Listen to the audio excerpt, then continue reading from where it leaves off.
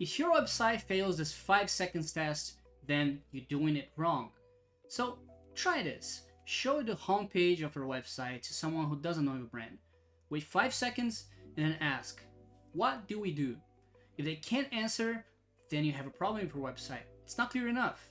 So it's not a design issue, it's more like a clarity issue.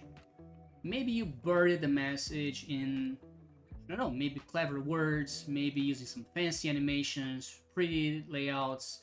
But the truth is, if people have to think to understand what you do, they leave. Because online, friction kills momentum.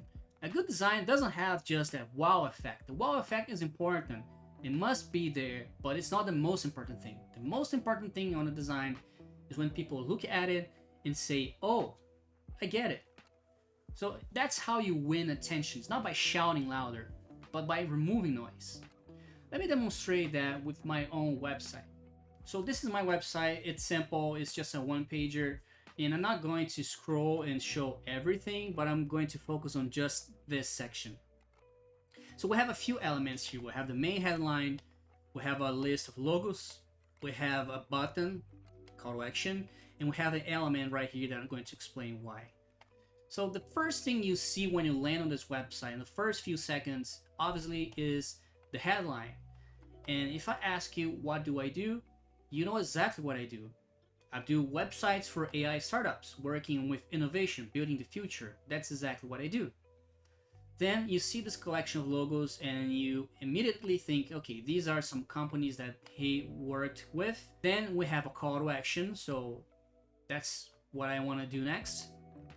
Then we have this element down here, which is something I learned with Dan Petty, and it's called teasing continuation. So you want people to keep scrolling to see more on a website. But instead of adding an arrow, which is completely valid, but it's not the most optimal way, you can show a tiny piece of the next thing that comes after the top section of the website. In this case, I'm showing a small piece of the first project on my portfolio.